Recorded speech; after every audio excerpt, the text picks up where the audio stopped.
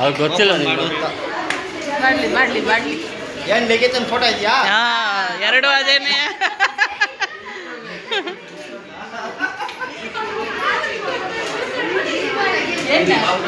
ತರ್ಸು photo ಹೊಡೆಯೋಣ ಅದನ್ನು. ಅದೇ ಫೋಟೋಗಳನ್ನೇ ಅವಳ ಹಳೆ ಮಾಡಿ ಮಾಡ್ಸೋರೆ.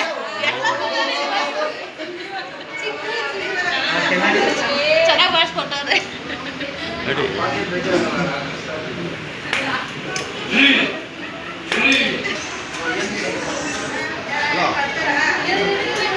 ಹಲೋ ಹಾಂ